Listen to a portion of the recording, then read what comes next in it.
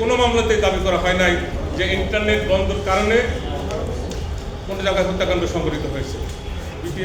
সিএলের কর্মকর্তাবৃন্দ তাদের অনুমোদন ক্রমে সেটা বন্ধ হয়েছিল এবং এ ব্যাপারে জনাব সজীব আহমেদ জয়ের কোনো ধরনের আদেশ নির্দেশ অনুমোদন ছিল না। ট্রাইব্যুনাল চার্জ গঠন করেছেন এবং আরেকটি বিষয় ছিল যে সজীব আহমেদ জয়ের আদেশ নির্দেশ জ্ঞাতসারে অনুমোদন ক্রমে যে বাংলাদেশের 5টি বিশ্ববিদ্যালয়ে ইন্টারনেট পরিষেবা বন্ধ করা হয়েছিল এবং সেখানে অনেকে আহত হয়েছিল, ছাত্র জনতা অনেকে আহত হয়েছিল। আমরা এই বিষয়ে বলেছি যে এই যে অনুমোদনটা দেওয়া হয়েছিল আমরা বিভিন্ন আদালতের সামনে উপস্থাপন করেছি, যেটা একটা ভূতাপেক্ষ অনুমোদন, যেটার সিএলের কর্মকর্তাবৃন্দ তাদের অনুমোদন ক্রমে সেটা বন্ধ হয়েছিল এবং এ ব্যাপারে জনাব সজীব আহমেদ জয়ের কোনো ধরনের আদেশ নির্দেশ অনুমোদন ছিল না। আরেকটি বিষয় আমি বলেছি যে সজীব আহমেদ জয় প্রধানমন্ত্রীর তথ্য যোগাযোগ প্রযুক্তি বিষয়ক উপদেষ্টা ছিলেন।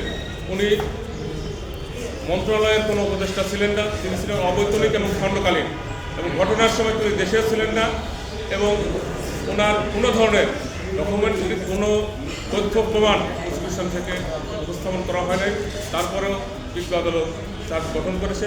আমরা ট্রায়ালে প্রমাণ করার চেষ্টা করব তার বিরুদ্ধে যে চার্জটা আনয়ন করা হয়েছে এটা গ্রহণযোগ্য না, বিশ্বাসযোগ্য না।